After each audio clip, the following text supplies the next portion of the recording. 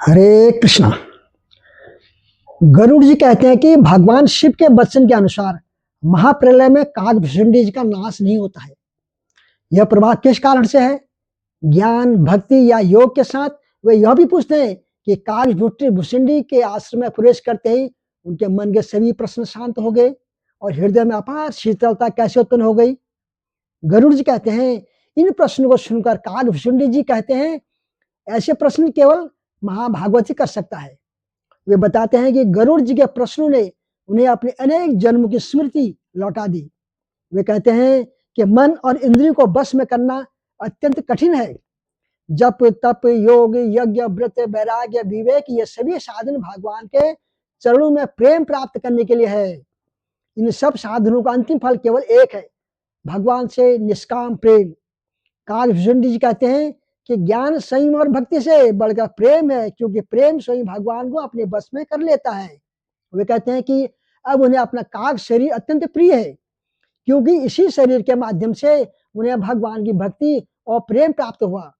यदि कोई शरीर भगवत भक्ति में लग जाए तो वही शरीर ब्रह्म स्वरूप हो जाता है, चाहे वह देखने में कितना ही नीच क्यों न हो। जब भोग वासनाओं का नाश हो जाता है तब सर्वत्र ब्रह्म का अनुभव होता है। सर्वम खलबिदम ब्रह्म। इसलिए काक शरीर भी ब्रह्म स्वरूप ही है, क्योंकि उससे भगवत भजन हो रहा है। काकभुषुंडी के रेशम के कीड़े का उदाहरण देते हैं। कीड़ा स्वयं अपवित्र माना जाता है, पर उससे उत्पन्न रेशम अत्यंत पवित्र और मूल्यवान होता है। इसी प्रकार यह शरीर भी यदि भक्ति का साधन बन जाए तो पूजनीय हो जाता है, परंतु यदि शरीर अधर्म और भोग में लगे तो वह केवल मलमूत्र से भरा थैला ही है। काकभुषुंडी जी रेशम के कीड़े का उदाहरण देते हैं। कीड़ा स्वयं अपवित्र माना जाता है, पर उसी से उत्पन्न रेशम अत्यंत पवित्र और मूल्यवान होता है। इसी प्रकार यह शरीर भी यदि भक्ति का साधन बन जाए तो पूजनीय हो जाता है, परंतु यदि शरीर अधर्म और भोग विलास में लगे तो वह केवल मलमूत्र से भरा नश्वर थैला है। वे जीव का सच्चा स्वार्थ बताते हैं। मन, वचन और कर्म से भगवान के चरणों में प्रेम उत्पन्न करना। जिस शरीर से भगवान का भजन होता है वही शरीर पवित्र और शुभ बंधनीय हो जाता है, चाहे वह ब्रह्म जैसा शरीर क्यों न हो।